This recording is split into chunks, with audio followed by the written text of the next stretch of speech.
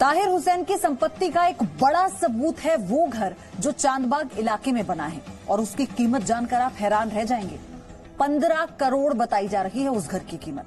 ताहिर हुसैन को जानने वाले लोगों ने बताया कि ताहिर के दुबई में भी बिजनेस मौजूद है।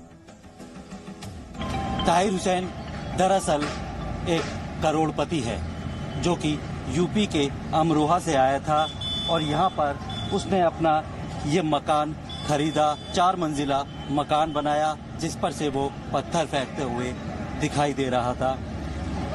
1200 गज में ये मकान है। 2014 में करीब 11 करोड़ रुपए में ये मकान खरीदा गया था। कब वो आया था, किस तरीके से वो यहाँ रहते थे और कैसे उसने संपत्ति बनाई, इस पर बात करने के लिए दिनेश हैं हमारे साथ जिनकी ये कभी संपत्ति हुआ करती थी। दिनेश जी, ताहिर हुसैन एक मामूली से घर से यहाँ पर आया, आज वो करोड़ों का मालिक है। किस तरीके से उसने बनाई और ये संपत्ति कितने की थी, कितने गज में है और कब आप लोगों ने देखी? ये संपत्ति 1200 गज में है जी। 2014-15 में यहाँ मिड डे मील चलता था, बच्चों का खाना बनता था उसमें। जो उस टाइम 1 मंजिल बना हुआ था ये। वो आया, उसने 11 करोड़ में ये प्रॉपर्टी खरीदी थी। खरीद के इसने जो फिर दोबारा ये बनाया, जो बनाया पीछे अब भी 2 मंजिल है, उसमें टैन पत्थर पड़ी हुई है।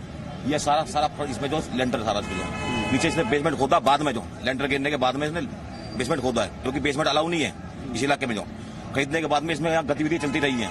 जब फैक्ट्री होगी, लेकिन फैक्ट्री के साथ साथ में जो अवैध हथियारों का भी इसने काम करा है। यहाँ लोगों को बुलाया बाहर से इसने। जिस तरीके से नक्शा भी पास नहीं किया है, डेमिनेशन भी हुआ था 2 बार, जो तोड़फोड़ भी इसमें हुई थी। लेकिन उसके बाद में इसने शॉर्टकट करके अपने नेताओं से जो दोबारा बनाया फिर जो लेंटर काट के गए थे एमसीडी वाले जो, लेकिन दोबारा फिर इसने बनाया जाके। जो तो करोड़ों का मालिक कैसे हो गया इतने जल्दी? जो इसने अपना हलफनामे में दिया था कि 17 करोड़ से ज्यादा की संपत्ति है। दुबई के अंदर भी इसका कॉन्टेक्ट है।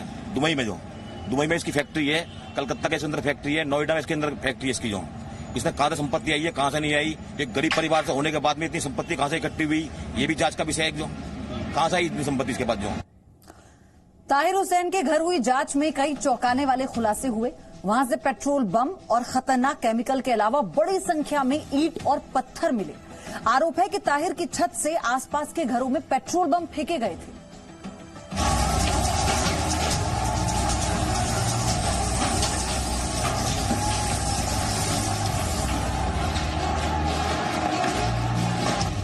ताहिर हुसैन का घर, दंगा हेडक्वार्टर। दिल्ली पुलिस ताहिर हुसैन के घर पहुंची। पुलिस ज्वाइंट डीसीपी क्राइम की अगुवाई में जांच शुरू हुई। पुलिस के साथ फॉरेंसिक टीम भी मौजूद थी। सबूतों की पड़ताल शुरू हो चुकी है। दिल्ली दंगों के शिकार हुए अंकित शर्मा के पिता ने ताहिर हुसैन पर अंकित की हत्या का शक जता दिया है। दिल्ली पुलिस ने इस पूरे इलाके में ड्रोन से ये खंगाला कि छतों पर दंगों का क्या क्या सामान रखा हुआ है। हर कोना देखा गया, हर चप्पा चप्पा खंगाला गया। ड्रोन से ली गई इस तस्वीर में आप देख सकते हैं कि कैसे घरों पर पत्थर रखे दिखाई दे रहे हैं।